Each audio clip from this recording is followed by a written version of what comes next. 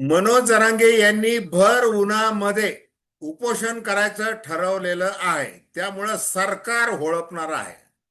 मग तशी वेळ सरकारवर येऊ नये यासाठी मुख्यमंत्री देवेंद्र फडणवीस यांच्या संमतीने राधाकृष्ण विखे आणि प्रसाद लाड ही जोडगोळी आंतरवाली सराटीमध्ये येणार आहे. आता डोक्यावर बर्फ आणि तोंडात साखर ठेवून जा. जरांगे नेमकं काय बोलतील, कोणता शाब्दिक आसूड ओढतील याची काही आपल्याला कल्पना येऊ शकत नाही. कारण याच्यामध्ये राजकारण आहे असं फडणवीस ब्रिगेडला वाटतं. आणि मनोज जरांगे पाटील यांनी जी वज्रमूठ आता उगारलेली आहे की आता राजकीय आरोप हो, काहीही आरोप हो, परंतु तुम्ही जो अध्यादेश काढलेला आहे त्याची पूर्ण अंमलबजावणी करा. 8-9 महिने उलटून गेलेले आहेत, चाललंय काय? आता बघा, या सामाजिक मागणीला कितीही नाही म्हटलं तरी राजकीय नेते आपली पोळी कशी भाजून घेता येईल याचा नेहमी विचार करतात. आणि त्याचं एक उदाहरण म्हणून या आंदोलनाकडे पाहिलं जाईल. आता उदय सामंत, संदीपान भुमरे वगैरे वगैरे हे सगळे सातत्याने जरांगे पाटील यांच्या संपर्कात का असतात हे काही वेगळं सांगायची गरज आहे.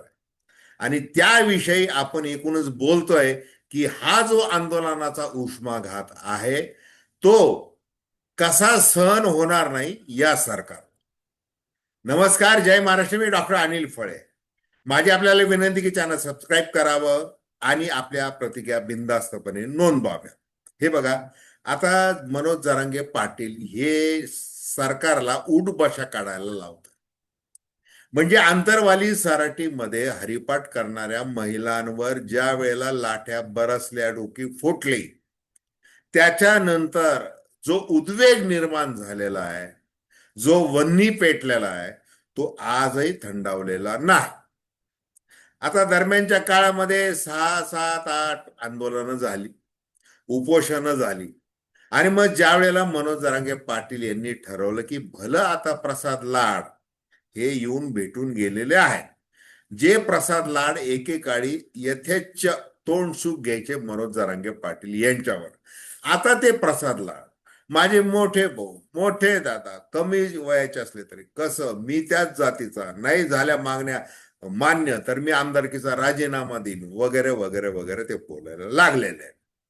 थोडक्यामध्ये काय की जर एकनाथ शिंदे यांच्या शिवसेनेचं बळ मनोज जरांगे पाटील यांच्या पाठीशी तितक्याच समर्थपणे जर उभं राहत असेल तर आपण माग का राहायला पाहिजे.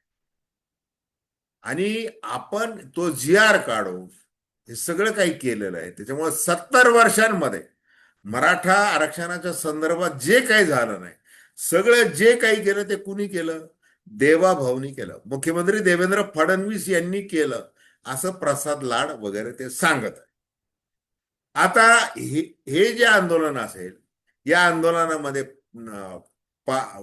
म्हणजे उष्माघाताचा जो सध्या जो प्रकार चालू आहे, जे वातावरण पेटलेलं आहे, निसर्गता पेटलेला आहे.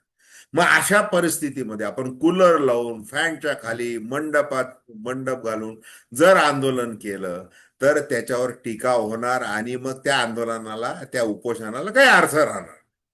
मग जरांगे पाटील यांनी तो बॉम्ब गोळा टाकला. ते म्हणाले की ना मंडप असणार आहे, ना कूलर असणार आहे, काही असणार नाही, मी भर उन्हामध्ये उपोषण करणार आहे. आणि मराठा समाजाला अशी विनंती आहे की तुम्ही आंतरवाली सराटीमध्ये येण्याची गरज नाही, आणि आला तर तुम्ही काळजी घेऊन या असं त्यांनी सूचकपणे सांगितलं. त्याच्यामुळं सरकार आता बॅकफूटवर गेलेलं आहे. म्हणजे काय आहे की आता राधाकृष्ण विखे पाटील हे येणार आहेत. आता राधाकृष्ण विखे पाटील कोणत्या अधिकारामध्ये येणार आहे? ते अर्थात मंत्र्यांची जी मराठा आरक्षण उपसमिती आहे त्याचे ते अध्यक्ष आहेत. जसं आता विधानसभा निवडणुका होत्या त्या काळात देखील राधाकृष्ण विखे यांना मनोज जरांगे पाटील यांना भेटावं वाटलं, ते रात्री तिथं आले, भेटले. कारण की आपल्याला ती मराठा समाज नाराज नको व्हायला, ऐन निवडणुकीमध्ये आपलं मताधिक्य राहता शिर्डीला कमी नको व्हायला म्हणून ते त्यावेळेला येऊन गेलेले. बरेचदा त्यांचं ते भेटीगाठी झालेल्या आहेत. आता आपण जबाबदारी घेतलेली आहे की आपण त्याच्यातून मार्ग काढू. मग ते मुंबईचं आंदोलन, मग ते काय केलेलं आहे. आता जी आकडेवारी आहे ती जी, तो हैदराबादचा गॅझेट, सातारा गॅझेट, याचं काय झालं? तुमचे प्रत्यक्ष किती अडचणी येत आहेत कुणबी प्रमाणपत्र मिळायला? तुम्ही कुणबी मंत्रालय स्थापन करा आणि सरसकट सगळ्यांना देऊन टाका. काय काय अवस्था आहे. मग आता बातम्या यायला लागलेल्या आहेत. बातम्या काय आलेल्या आहेत बघा, की ज्या वेळेला सप्टेंबर 2023 मधील पहिल्या उपोषणानंतर हा मुंबईला लढा गेला आणि मग 23 सप्टेंबर रोजी न्यायमूर्ती संदीप शिंदे निवृत्त समितीचं गठन झालं. त्यानंतर 23 ऑक्टोबर 2023 पासून प्रमाणपत्र देण्याची प्रक्रिया सुरू झाली. समितीच्या 25 मे 2026 पर्यंतच्या, म्हणजे 2 दिवसांपूर्वीच्या अहवालानुसार राज्यात आतापर्यंत 2,21,62,677 नोंदी तपासण्यात आल्या नोंदी. या शोध मोहिमेनंतर संपूर्ण विभागात एकूण 3,02,51 नागरिकांना कुणबी प्रमाणपत्र देण्या कुणबी जात प्रमाणपत्र वाटप करण्यात आली. कुणबी प्रमाणपत्र वाटप करण्यात बीड जिल्हा संपूर्ण विभागात अग्रेसर ठरला. बीड जिल्ह्यात सर्वाधिक 2,02,737 प्रमाणपत्र देण्यात आली.